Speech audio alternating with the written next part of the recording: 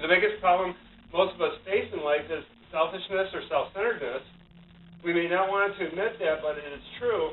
We're generally more concerned about our likes and dislikes and our wants more than anybody else's, even more than that of a mate or a family member, and more often, even more than the Lord.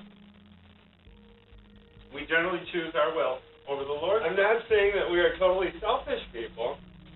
We will have our good days when we think more about others than ourselves, but overall we're pretty self-centered. Jesus didn't live for himself. He lived for others. His whole life revolved around ministering to others. Peter characterized Jesus in Acts 10:38 as one who went around doing good and healing all who were under the power of the devil. Matthew 20:28, Jesus said of himself, "The Son of Man did not come to be served, but to serve, and to give his life as a ransom for many." Today, I want us just to think about others. I want us to think about reaching out to others and ministering to them.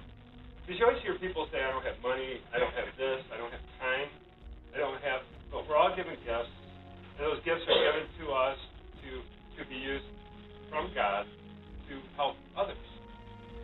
And if you think about the gifts that we're given, they can be used for others. It does us no good, but we need to use our gifts to help other people. And, I always get kind of disappointed in people when they say, "I have nothing to offer." And you see that in church a lot. I have nothing to offer at the church. Or they think that what they do have to offer doesn't mean anything. If they're carrying a collection plate, or if they're, everybody says sweeping and cleaning up at the church after the church service. Those types of things. People think that's not good enough. That, I got to do something better than that. But if that's what God gives you to do, you do it, then that's your service.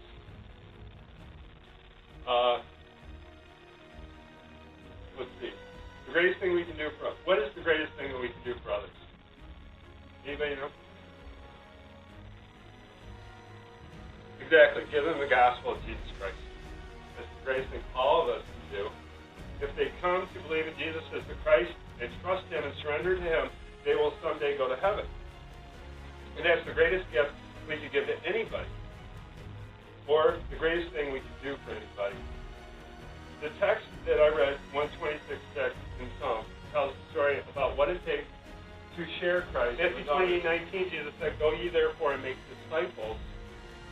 Mark 16:15 says, "Go into all the world." Luke 19:10 says, "For the Son of Man has come to seek and to save the lost." The seeking has to come before the saving. John Wesley, the famous preacher, Methodist, I like reading John Wesley quotes that the church must go to the lost or go to oblivion. Many churches across the United States are dying because they're not reaching out to anyone. And we see that right here in Cadillac. Now, everybody knows Pam and I visit different churches. We went to church today. We went to First Baptist Church.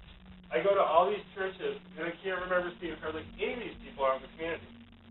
I see people when I go to the store. I see people when I go to the gas station. I see people when I come here. I see people when I'm out and about at the trailer park or apartment complexes. But the people from these churches that I go to, other than Christina, I only see her out once. And that was at the store, and she was tracking me down to give me a message about somebody. But I don't see these people standing out in the community.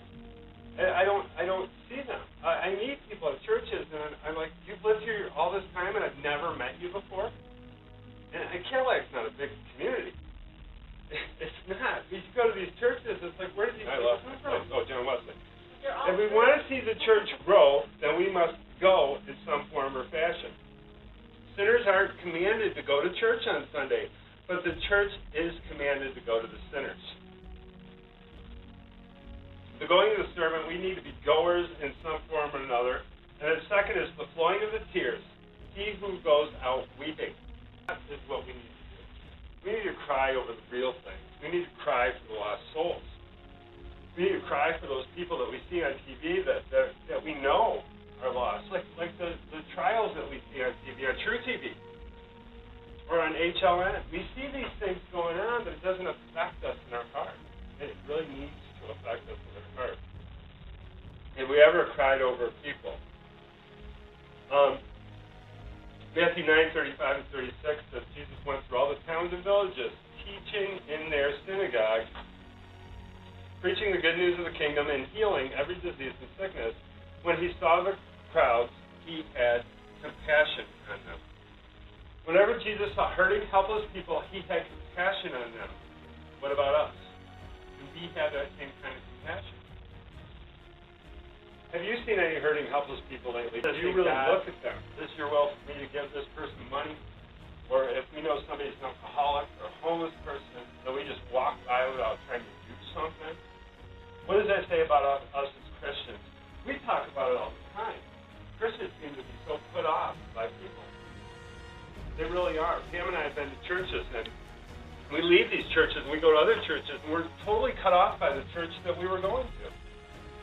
When we went to the church, they'd call us, they'd take us out, we'd go out to coffee, we'd go out to dinner, we'd do things. And then once we started going somewhere else, those people didn't want anything to do with us. There's no compassion amongst Christians. But why does there have to be a disconnect between churches? You know, we really don't need that disconnect. We have friends in churches, and we're just as friendly with them now as we were before. And they're all different denominations. And when we go and see them and worship with them, and they usually have really good worship music, fellowship, we don't think, well, we're at this denomination now, so we better make sure the other people at the other church or the other denomination don't find out we're over at this denomination. We go and we have fellowship and worship with our friends, and then we might go to another church that night or the next week. And our attitude doesn't change.